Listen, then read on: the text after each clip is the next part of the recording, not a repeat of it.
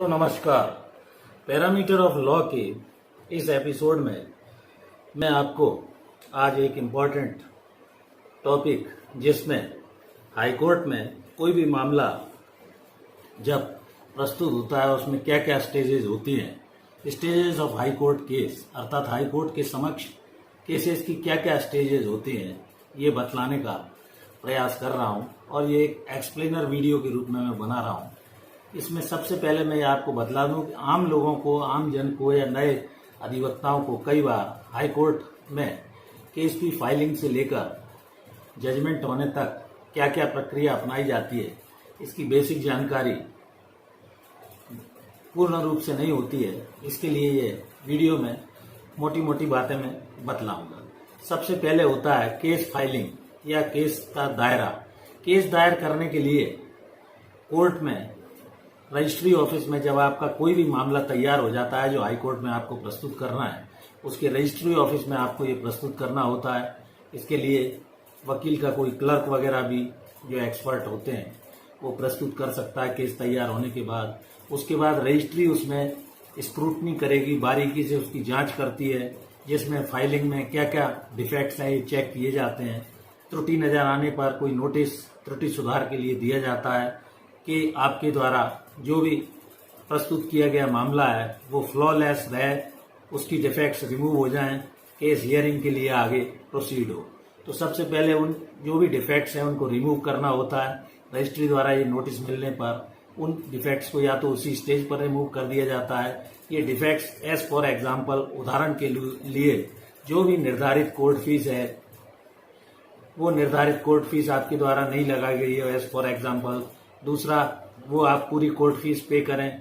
दूसरा, कोई भी क्लियर जो भी डॉक्यूमेंट्स आपने सपोर्टिंग प्रस्तुत किए हैं उस मामले में वो विजिबल या इतने स्पष्ट नहीं है उनकी फोटोकॉपी, तो उसको क्लियर जिससे वो पढ़ने में आ सके। तीसरी, लोकल लैंग्वेज या वर्नेकुलर लैंग्वेज, जिनमें माननीय उच्च न्यायालय के कोई भी न्यायाधीश को लोकल, जैसे मराठी हो सकती है, छत्तीसगढ़ी हो सकती है, कोई भी अन्य लैंग्वेज हो सकती है, तो वो इंग्लिश वर्जन भी उसका प्रस्तुत करने के लिए आपसे कहा जा सकता है। तीसरा, सामान्य रूप से जब ये मामला ठीक ठाक पाया जाता है तो रजिस्ट्री उसको फिक्स करने के लिए सबसे पहले मोशन हियरिंग में रख देती है। स्टेजेस ऑफ हियरिंग अब स्टार्ट हुई। स्टेजेस ऑफ हियरिंग में मोशन हियरिंग के अंदर प्रथम दृष्टया यदि ऐसा मामला लगता है, मामले को एडमिशन स्टेज पर रखा जाता है और ये ऐसी स्टेज है जिसका उद्देश्य अत्यंत महत्वपूर्ण, कोई ऐसा मुद्दा अगर है, पॉइंट या इश्यू है, तो इसमें मेरिट पर अगर हाईकोर्ट उचित समझता है तो उसको इश्यू नोटिस करके एडमिट फॉर फाइनल हियरिंग के लिए रख देता है। इसमें स्क्रीनिंग या फिल्टरिंग प्रोसेस भी देखा जाता है। डिटेल हियरिंग की यदि आवश्यकता है तो वो मोशन की एडमिट करके और फाइनल हियरिंग के लिए लगा देंगे, या एडमिशन हियरिंग में ही न्यायालय अगर ऐसा समझता है कि इसमें कोई लीगल ऐसा कोई वैलिड मुद्दा ही नहीं है तो केस उसी स्टेज पर भी कभी कभी एडमिशन स्टेज पर डिसमिस कर दिया जाता है। नेक्स्ट पोजीशन आती है एडमिशन स्टेज पर पॉइंट में कोई लीगली मुद्दा ना होने पर वहीं की वहीं या तो डिसमिस हो गया है एडमिशन स्टेज में ही, और या फाइनल हियरिंग के लिए कोर्ट को ऐसा लगता है कि कोई ऐसा एडमिट या रूल के लिए केस फाइनली सुनना, मेरिट पर डिटेल में सुनना आवश्यक है, तो वो मोशन के बाद फाइनल हियरिंग पर केस को रख दिया जाता है। एडमिशन जो हियरिंग है स्टेज पे हाई कोर्ट चाहे तो उसको फाइनली भी एक तीसरा प्रोसेस इवॉल्व हुआ है, ऐसा कहीं कानून में यद्यपि नहीं लिखा है, लेकिन कोर्ट इवॉल्विंग प्रोसेस ही इसको कहा जा सकता है। हाई कोर्ट अगर चाहे तो फाइनली भी उस मोशन की स्टेज में ही उस केस को डिस्पोज ऑफ कर सकता है। लिटिगेशन, इसके कई कारण हो सकते हैं, जैसे लिटिगेशन बहुत ज्यादा पेंडिंग हाई कोर्ट्स में, यूज बैकलॉग इकट्ठा हो गया है, इन सब कारणों से एडमिशन स्टेज पर ही डिटेल सुनवाई करके, भले ही वो 2-3-4 तारीखें लगाएं, 2-4 महीने का समय भी इसमें लग सकता है, तो वो एडमिशन स्टेज पर भी केस को फाइनली डिस्पोज ऑफ कर सकते हैं, जजमेंट उसमें पास हो सकती है। इसके अलावा केस एक बार एडमिट हो जाने पर यदि फाइनल हियरिंग के लिए लग गया है मोशन के बाद, तो उसमें समय काफी लगेगा, ये मानकर आपको चलना चाहिए, क्योंकि काफी समय लगना स्वाभाविक है। केसेस की संख्या काफी ज्यादा है। मानसिक रूप में आपको तैयार रहना होगा पार्टी को, क्योंकि फिर फाइनल हियरिंग में वो जब भी आएगा उसमें समय लगना स्वाभाविक है। केस की जर्नी इस प्रकार चालू होती है और जो केस फाइलिंग से लेकर जजमेंट तक जाती है। इसके अलावा एक स्टेज और होती है, कई बार एडमिशन या ऑर्डर मैटर हियरिंग स्टेज कहलाती है।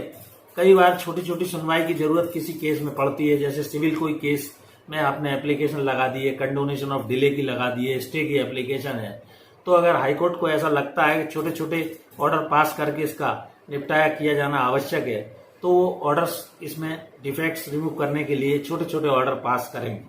रजिस्ट्री हाईकोर्ट के सामने ऐसे मामलों को रख देती है और जिसमें हाईकोर्ट ज्यादा समय सबसे पहले ऑब्जेक्शन रिमूव करने में माननीय हाईकोर्ट लगा देता है और ऑब्जेक्शन रिमूव होने के समय भी वो केस को चाहें तो खत्म कर सकते हैं अगर उसमें कोई मेरिट उनको नहीं दिखती है। इस प्रकार मैंने ये बतलाया है कि मेरिट्स पर माननीय उच्च न्यायालय के समक्ष दोनों पार्टीज को सुनने के बाद कानून के बिंदुओं के आधार पर केस फाइलिंग से जजमेंट तक की पूरी जर्नी पूर्ण होती है। समअप यही है कि सबसे पहले केस रजिस्ट्री में फाइल किया जाएगा, उसके डिफेक्ट्स रिमूव किए जाएंगे स्क्रूटनी करके, और यदि वहां उस समय तो फिर वो मोशन पर केस फिक्स होगा। मोशन स्टेज पर अगर एडमिशन लायक है तो एडमिट करके फाइनल हियरिंग पर लगा दिया जाएगा। कोर्ट को यदि ऐसा लगता है कि मोशन स्टेज पर ही इसमें डिटेल हियरिंग करके इसका डिस्पोजल किया जाए और एडमिशन हियरिंग में ही न्यायालय लीगली वैलिड अगर मुद्दा नहीं होता है तो वो वहीं खारिज कर देगा, अन्यथा मेरिट पर लगा देगा। फिर उसके बाद एक तीसरी प्रोसेस मैंने और बताई आपको, जिसमें ऐसा कानून में यद्यपि नहीं लिखा है, कोर्ट इवॉल्विंग प्रोसेस, कोर्ट को ऐसा लगता है तो वो एडमिशन स्टेज पे डिटेल सुनवाई 2-4 तारीख में करके हियरिंग करके उसको वहां भी डिस्पोज ऑफ कर सकती है। उसके अलावा छोटे मोटे साथ साथ कई एप्लीकेशनों के ऑर्डर्स के लिए यदि रजिस्ट्री ने कोर्ट के समक्ष रख दिया है तो उन एप्लीकेशन जैसे स्टे या कंडोनेशन ऑफ डिले की एप्लीकेशन है तो उन पर भी ऑर्डर्स डिफेक्ट्स रिमूव करने के लिए कोर्ट माननीय न्यायालय लगा सकती है और ऑब्जेक्शन रिमूव होने पर अलग से ऑर्डर पास होगा। इस प्रकार दोनों पार्टीज को सुनने के बाद कोर्ट अगर आवश्यक समझती है तो कानूनी आधारों पर केस को फाइलिंग से लेकर और अंत तक जो मैंने प्रोसेस बताया, एडमिशन मोशन से लेकर फाइनल हियरिंग तक की स्टेज का जजमेंट होने तक जो भी स्टेजेस थी वो मैंने आपके समक्ष माननीय उच्च न्यायालय के समक्ष सभी स्टेट्स के हाई कोर्ट्स में इसी तरह का प्रोसेस लगभग अपनाया जाता है। तो ये मैंने आपको stages of high court case अर्थात हाई कोर्ट में केसेस की स्टेजेस क्या क्या होती हैं ये एक्सप्लेनर वीडियो बनाया और सरल भाषा में आपको बताने का प्रयास किया।